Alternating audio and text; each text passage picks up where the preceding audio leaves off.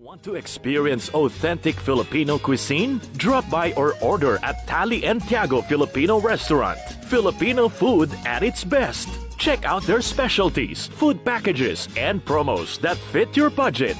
Tali and Tiago Filipino Restaurant via Cayo Mario, 16A00192, Rome, Lazio, Italy. Enjoy food at the comfort of your home. For more info, kindly call or message us at 320-722-0797 on WhatsApp or on FB page at Tali and Tiago. Walang preno kung bumatikos.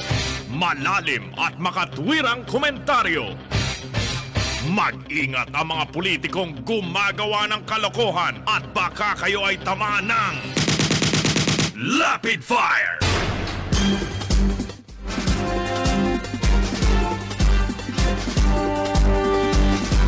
Ang sabi po mga kaibigan ng sa isinagawang pag-aaral nitong Ateneo, overall sa pangkalahatan, Mr. Duterte's legislative productivity cannot be said to have responded to what we ultimately need as a nation to improve our lives.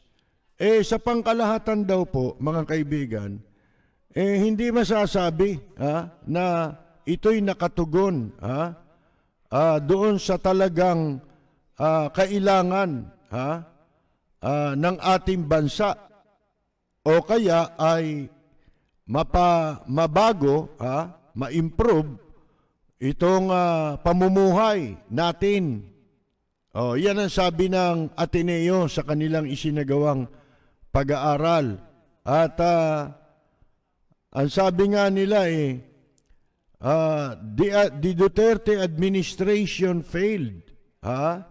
Bigo raw po ang administrasyong Duterte na makamit yung pong target na pagtugon sa COVID-19 pandemic dahil sa malawakan na pagtatalaga ng mga military o ang kanilang pamamaraan parang militar, pamamaraang militar at mga mabilis na na paglikha ng mga pulisiya na hindi nagbibigay sa mga Pilipino ng panahon na makapag-adjust. Madalian mga madaliang paglikha ng policies, di ba? Na hindi po nagbibigay ng panahon sa mga mamamayan na makapag-adjust. Yung biglaan, di ba? Bigla-bigla. Yan, hanggang ngayon, ganyan yan mamaya pwede nang tanggalin ng face shield. Mamaya ulit, bawal na naman ulit. Mamaya pwede, mamaya hindi. Ayan po mga kaibigan. Hindi pa natutuyo yung laway, bago na naman ang patakaran. President Duterte, sabi, did not use his political capital. Hindi anya ginamit ang nakapital yung kanyang yung ibig sabihin dito, yung popularity niya nung una, di ba? Yun ang pagkakataon mo magsulong di ba? Ng mga makabuluhang reforma sa ating bansa. Ano nangyari? Nalunod sa palakpak. Kaya ang gusto, lagi lang pinapalakpakan siya. Nung naramdaman niyang wala nang pumapalakpak, hindi na lumalabas, di ba? Once a week na lang Wala nang pumapalakpak. Sila-sila na lang. Mga kaibigan, ang nag-uusap.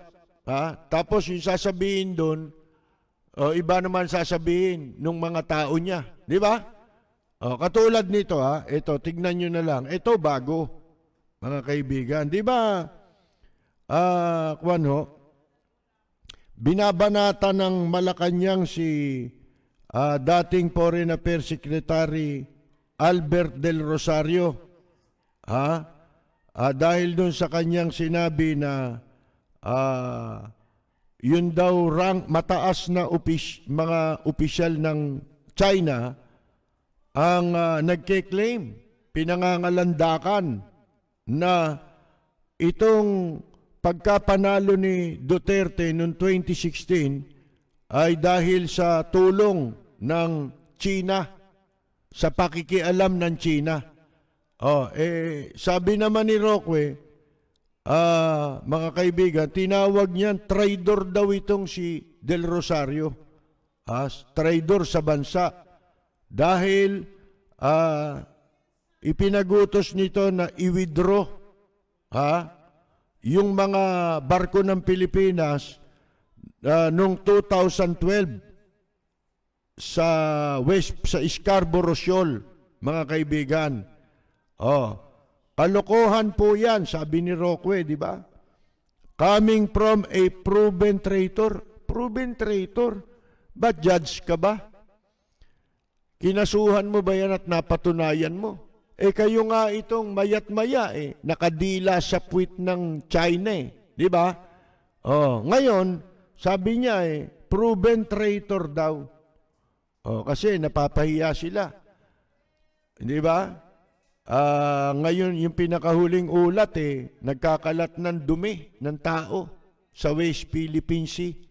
Yung po China, nakuna ng satellite.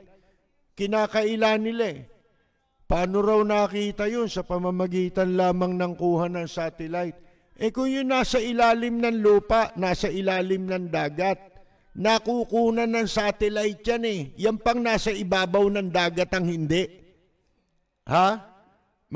Palibasa, wala kayong ganyan technology. Hindi ba? Wala kayo niyan yung nasa ilalim ng lupa, nasa ilalim ng dagat.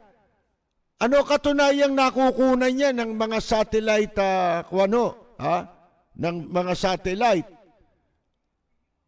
Kaya nga natin alam na mayroong mga langis na deposito sa West Philippine Sea dahil sa mga satellite ng ibang bansa. Hindi ba? Kaya nalalaman yan. Yan pang nasa ibabaw ng dagat, mga kaibigan. Isipin mo ito. Akala nila kung mo ganong kalayo, ginagawa niyong tanga-tao na i-blow up yan Napapalaki yan, palapit ng palapit. Hindi niyo ba nakita yung mundo? Yung mundo mismo, di ba? Kaya natin nakikita ngayon ng yung mismong mundo, yung bilog na mundo, hindi ba? Nakikita mo sa malayo, kulay asul yan. Di ba? Nalalaman dyan kung, eto na lang bakit nalolocate ang isang tao? Ang isang tao pwedeng ilocate yan Mga kaibigan, basta yan may gadget, may gadget. Pwede kang matagpuan kahit saan lupalop ka ng mundo naron.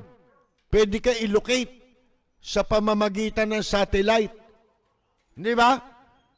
Ibo-blow up ka niya, magmula dun sa kalawakan mga kaibigan, hanggang sa palapit ng palapit, yung mundo nga nakikita natin. Bakit? Dahil sa satellite. Nakikita mo ang itsura ng mundo mula sa kalawakan. Hindi ba? Kaya tayo meron ng mga malilinaw na larawan ngayon ng mundo. Yan kuha ng mga satellite yan, mga kaibigan. Kahit anong sabihin, yung mga rebelde, nakukunan yan Pagka gustong hanapin yan, makikita yan. Kaya si Digong nyo, nangangatog yan. Bakit? Alam niya makukunan siya kahit saan siya magtago Kaya sumasandal siya sa China bilang proteksyon. Kahit anong sandal ang gawin mo dyan, pag wala ka na sa kapangyarihan, aanuin ka ng China. Ano ka? Gagawin ka lang tsampoy. Sana kung pwede kang gawing tsampoy. Mga kaibigan, eto na lang eto nakakabahala, binanggit natin kahapon ito. Meron tayong gold reserve Hindi ba? Na ang nagtatago niyan, ang central bank. Silang namamahala niyan. Bakit ngayong taong ito, biglang bumagsak? Nawawala ilang tonelada ng ginto. Ito ay ayon mismo sa ulat ng index. Ito yung naglalathala ng mga kung ilan ng dollar reserve o gold reserve ng mga bansa sa mundo. Naka-report kasi yan sa buong mundo Halimbawa, kung anong bansa ka, reported lahat yan. Hindi mo pwedeng lokohin yan. Yan ang basihan ng ekonomiya ng Pilipinas. Diyan nakabase ang pag-iimprenta rin natin ng pera. Hindi ba? Ngayon, nawawala itong ilang tonelada mula sa 187.91 noong first quarter ngayon taon. Biglang bumagsak sa 164. Nawawala yung ilang tonelada mga kaibigan ng ginto natin Ang nawawala 33.88 metric tons ng ginto. Dapat ipaliwanag yan. At saka ang dapat magpaliwanag nito, una, central bank. Ngayon, itong mga ekonomista, dapat ninyong tanungin yan o kaya tumulong kayo sa pagpapaliwanag. Baka sabi ko nga sa ibang pagkakataon magulat na lang tayo. Biglang bagsak ng lumagapak ang piso natin laban sa dolyar. Wala tayong kamalay-malay dahil nagtataka tayo Bakit ang palitan dito sa ilalim ng administrasyon ni Digong nyo hindi ganong gumagalaw Konti-konti, pero ngayon biglang tumaas. Naging 50. Dati naglalaro lang ang dollar sa 47 hanggang 48. Pinakamataas na siguro 49. Ngayon 50 plus di pataas na ito, mga kaibigan. At meron nga, nabalitaan nga natin na baka itong taon na ito itong last quarter nitong taon na ito, biglang bumulusok na ang peso. Harinawa ay hindi magkatotoo yan.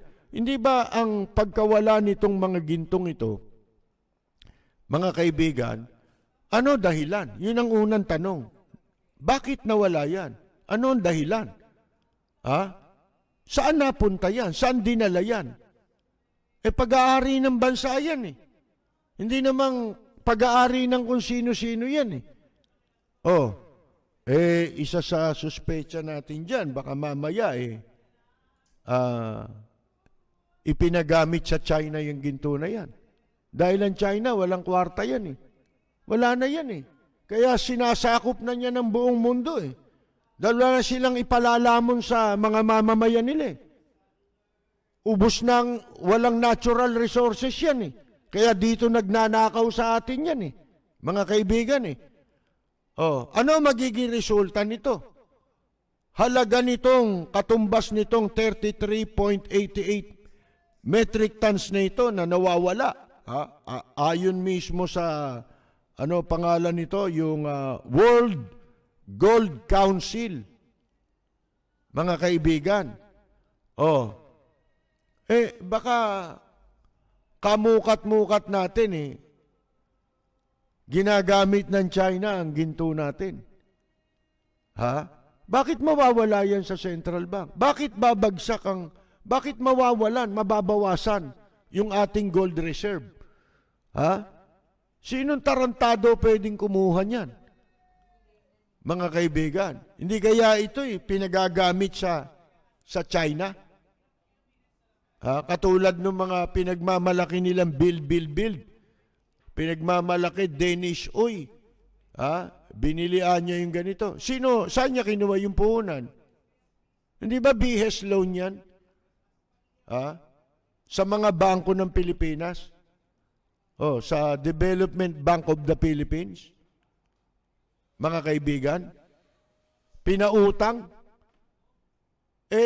Itong mga kumpanya na nire-represent nitong Danish Oil na ito, kasosyo dyan China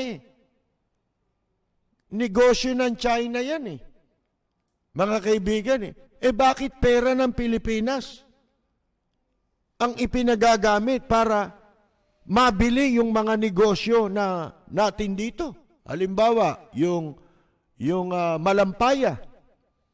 90% ownership niyan. Yung kumpanya ni Danish Oil. China yan Mga kaibigan Yung telecommunication dito, China yun Kaya nakababahala, sapagkat computer ang gagamitin natin, yung Smartmatic, kailangan niya ng internet Mas lalong nanganganib tayo ngayon dahil nandito na yung telecommunications ng China. Mga kaibigan. Kung nung nakaraan ngang eleksyon, nagkaroon ng 7-hour di ba? Nasira yung power, di ba? Biglang naging senador si Bato at saka si Bongo. Mga kaibigan, dahil dun sa glitches. Yan po, kaya tayo, nasa atin na lang ng mga mamamayan niya. Narinig naman niyo si dating Senador Benigno Aquino Jr. Talagang ang kailangan lang natin dito, ang mga Pilipino, meron leader. Hindi pwedeng applyan niya ng mga basa ang papel. Sila Lacson, pwede ba leader yan? Pwede ba maging rallying point yan?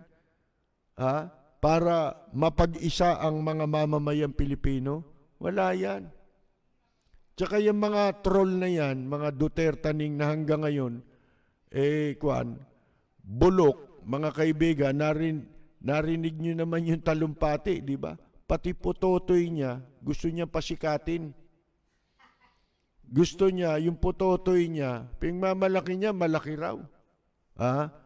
At minura pang ang Panginoon Diyos, kung maliit lang daw yung binigay, sabay mumurahin niya. Ba't ito lang binigay mo sa akin? Puputulin ko na lang. Mga kaibigan, yan ba? Yung mga taong naniniwala sa ganyan, anong klaseng tao kayo? Ganyang klase, ganyang uri.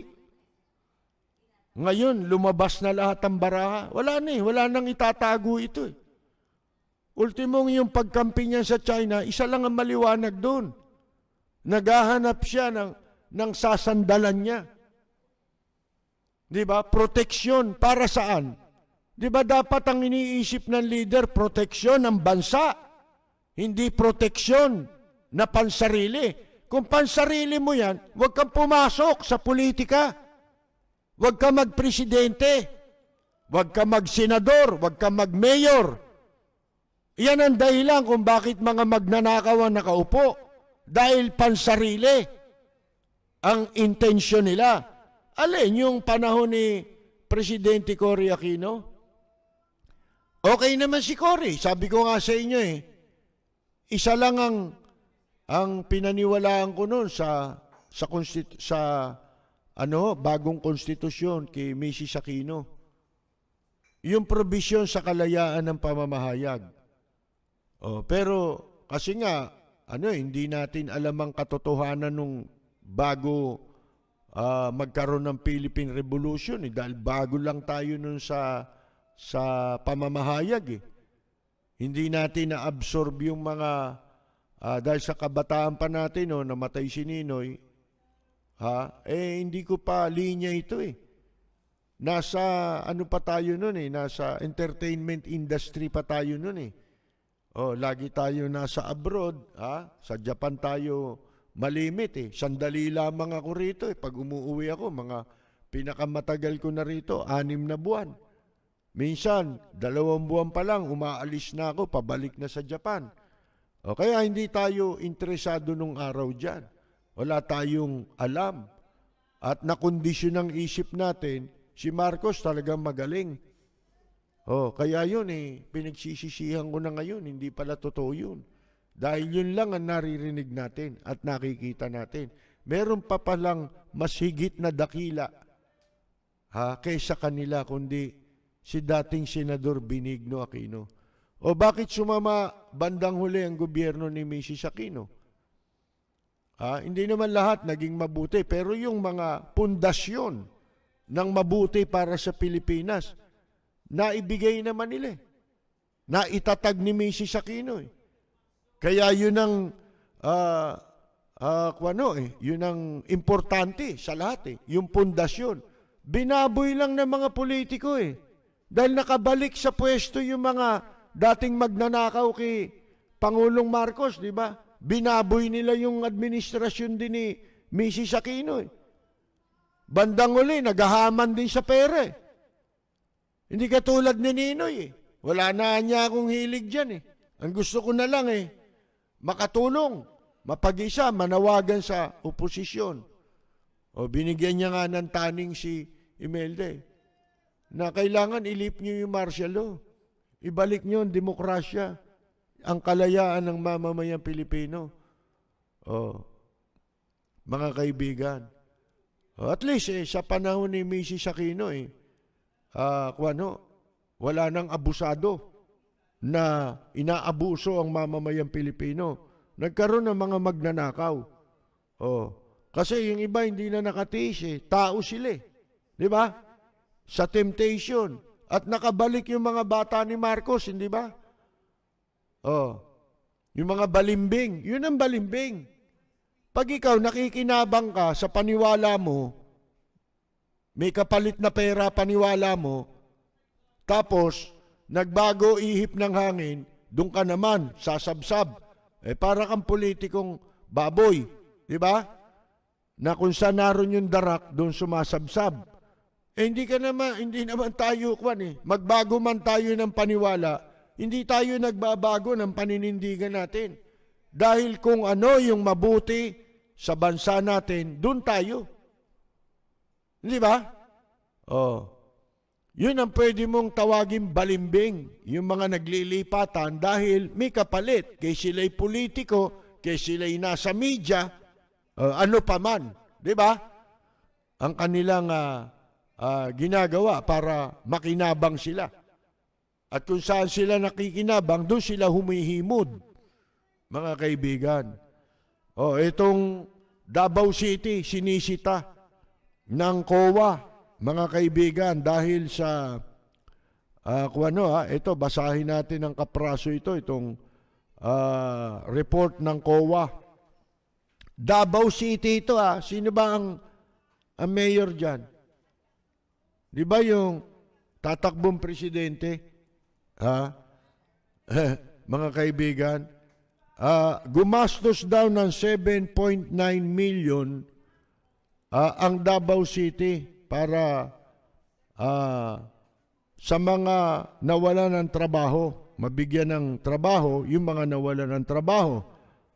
Pero, examination of documents find questionable beneficiaries and if these people really worked at all. Ito ngayon na nakita.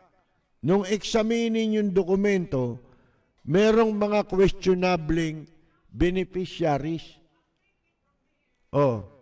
Siguro, tinutukoy dyan, questionable, parang yung sa PCOO, questionable. Yung mga hinire nila na mahigit 300, 370 plus na empleyado. Questionable yun. Ito questionable din. Kung sino yung nakinabang dito, at kung itong mga taong ito ay talagang nagtatrabaho. Kasi yung 7.9 million, bibigyan daw ng trabaho yung mga nawalan ng trabaho. Ang sabi ng state auditors, sinita nila ang Davao City sa 672.5 million. Laki, no? Mahigit kalahating bilyon ito. Worth of spending, halaga ng nagasta para sa pagtugon sa COVID-19. Ito, nung isang taon lang ito. Para sa 2020 lang ito. Mga kaibigan, ha? Hindi pa kasama yung 2021 dyan. At spotting multiple violations of audit. Ha? Mga paglabag, ha? Mga paulit-ulit ang nakitang paglabag, ha? Ng audit and documentary rules. Kasama nga po dito sa 672.5 million na kinu-question ng COA, yung 7.9 million employment project that found questionable beneficiaries. Ibig sabihin dalawang bagay yan. Sino ang beneficiaryo o kaya ay ghost employee ito? Mga kaibigan, these were included in the 2020 audit report of the city. Pero ito'y hindi kaya troll din ito? Mga kaibigan? Ganun pa man, kwan ito. Graph ito, graph. Ito'y nakapalob sa 2020 audit report ng COA. Natuklasan ng COA ang tatlong paglabag, pangunahing paglabag sa COVID-19 spending, so paggasta sa COVID-19.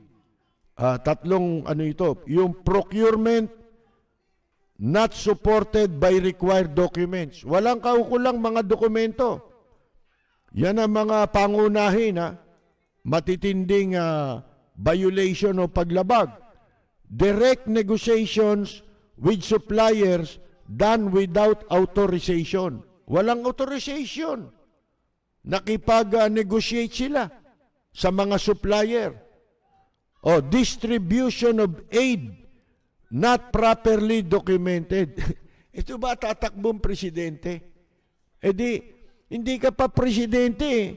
Ang dami nang nawawalang pondo dyan sa loob lang ng isang taon.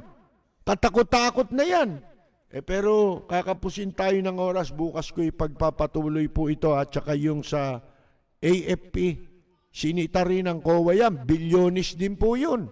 Mga kaibigan, yung sa Armed Forces of the Philippines. Kaya wag na kayo magtaka kung bakit tumatalikod yung AFP at saka Department of National Defense sa kanilang constitutional mandate, lalo ang AFP. Ang mandate ng AFP ay ipagtanggol ang bansa laban sa mga manlulupig. Di ba? Hindi nila ginagampanan yan. Under the administration of Duterte. Yung sinasabi natin kanina, tignan ninyo, yung kay Roque, na binabatikos nila, pinalalabas na si anong pangalan, Del Rosario, yung dating Foreign Affairs Secretary, ang traitor, taksil sa bayan dahil yun daw pong mga military nung 2012, mga kaibigan, pinaalis, ipinagutos na umalis doon sa Scarborough Shoal. Mga kaibigan, ito'y katarantaduhang malaki. Alam nyo kung bakit pinaalis ni Del Rosario yung mga sundalo ron, yung mga barko ng AFP, sapagkat nagkaroon ng agreement, kasunduan, kung saan aalisin kapwa ng China at ng Pilipinas yung kanilang mga puwersa doon sa West Philippine Sea. Kumbaga, status quo, di ba? Alis kayo pareho. Ang namagitan dyan sa kasunduan at pag-uusap na yan, ang US, ang Estados Unidos. So, doon sa kasunduan na yon, sumunod ang Pilipinas. Dahil nga, ipinag-utos ni Del Rosario na umalis kayo dyan dahil meron ng kasunduan. Diba? Yun ang ibig sabihin. Oh, yung China hindi umalis eh. 30 pa lang noon ang barko ha. Oh, ngayon, tanong mo, may 300 barko nang mahigit dito eh. Di ba? Ano naging initiative ng gobyerno dyan? Meron ba? O, katunayang sinungaling yan si Roque, mga kaibigan. Alam nyo kung ano katunayan na sinungaling si Roque ng pagpaparatang kay dating Secretary Albert Del Rosario? Kasi po, habang sinasabi niyang si Del Rosario ay traidor dahil pinaalis yung barko doon sa Scarborough Shoal noong 2012, mga kaibigan, pinupuri naman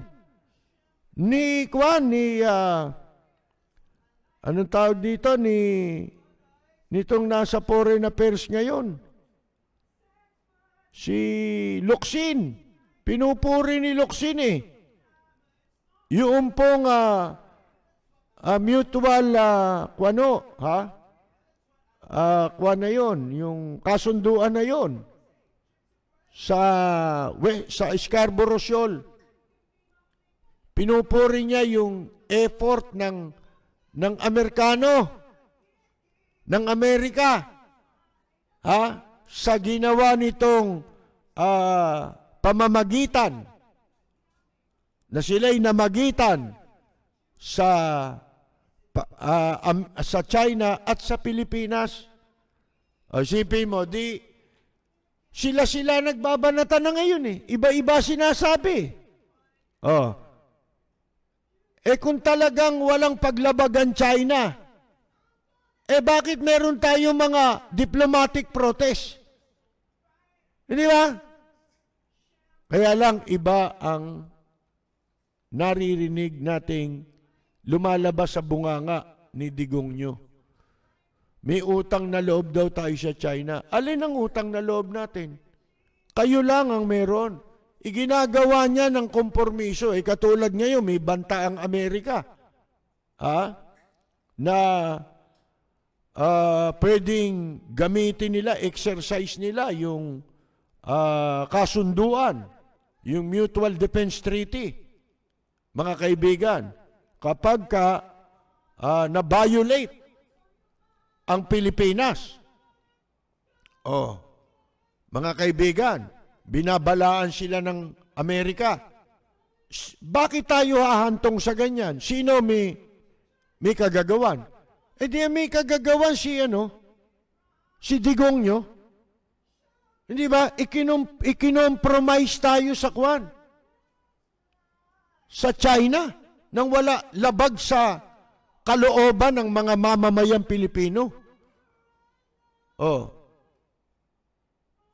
Yan po ang katotohanan. Pero wala na po tayong oras. Sino ba yung may birthday?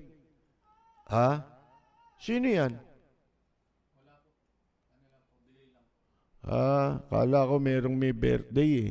Pero ito meron tayong kaibigan na pumanaw eh. Nakikiramay tayo kay Jun Lahi. Ito'y isang musician eh. Working musician. At nung pandemic, nagkahirap-hirap ang buhay ng taong ito. Meron niyang 2 instance o 3 beses kaming nakita niyan para maabutan natin ng ayuda. Kasama siya ron sa natulungan natin ng ayuda. At bukod sa ayuda na nanggaling sa ating mga tagapakinig, kahit papano, meron ding nagbigay kasi sa atin ng mga bigas noon. Isa yan si June sa mga ilan lang, hindi kasi nakasama doon yung mga tumanggap ng financial assistance sa atin.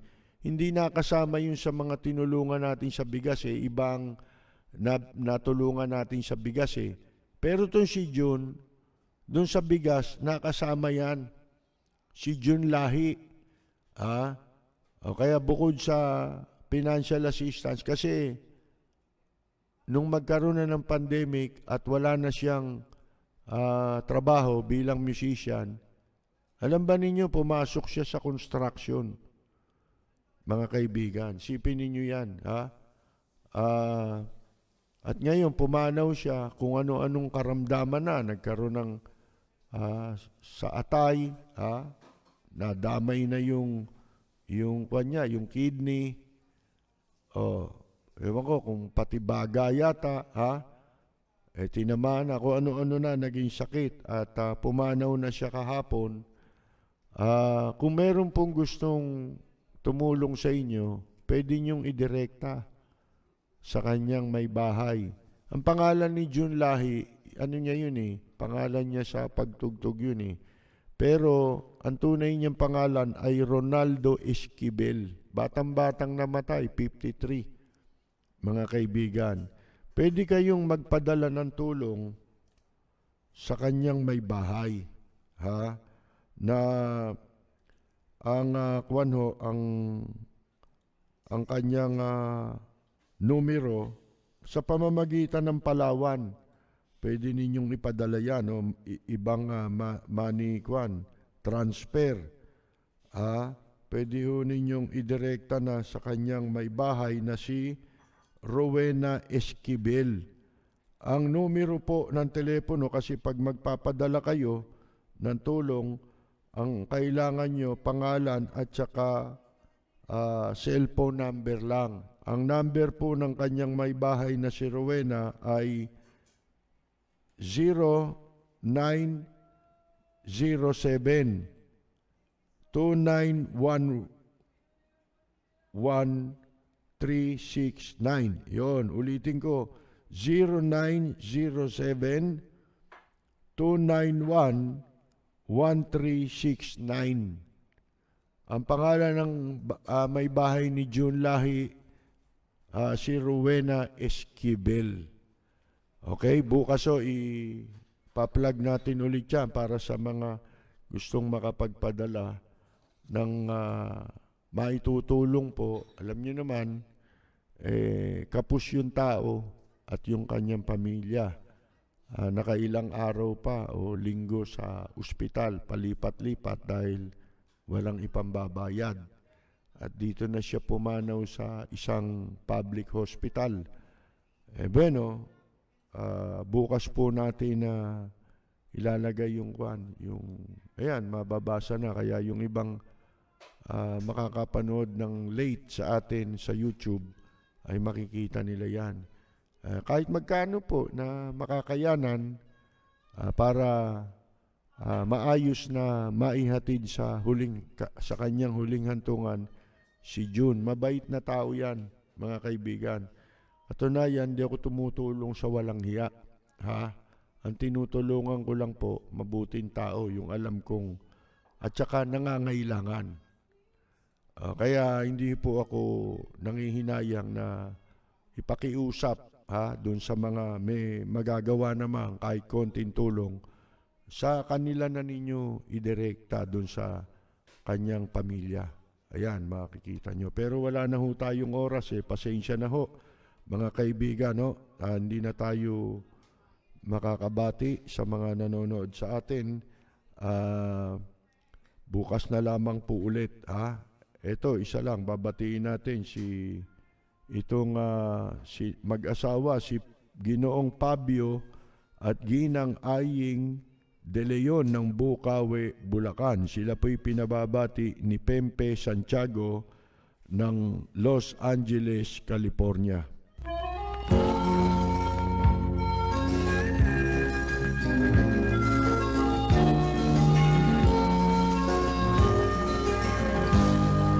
Sa bayan ko ay isa ang lahi, dito'y wala ang pagkukunwari.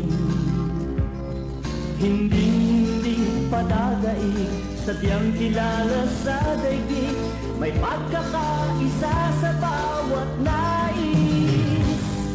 Ang bayan ko'y punong Mga kaibigan, bukas po tayo magbabalik alas 10 ng gabi hanggang alas 11 ng gabi sa impilang DWBL 1242 sa inyong mga talapitan. At sa ating pong FB Live hanggang alas 11:30 po ng gabi. Ito po si Percy Lapid. Maraming salamat at magandang gabi! Harinola Rockaway. Kilala mo ang isang kaibigang nagmamahal sa'yo.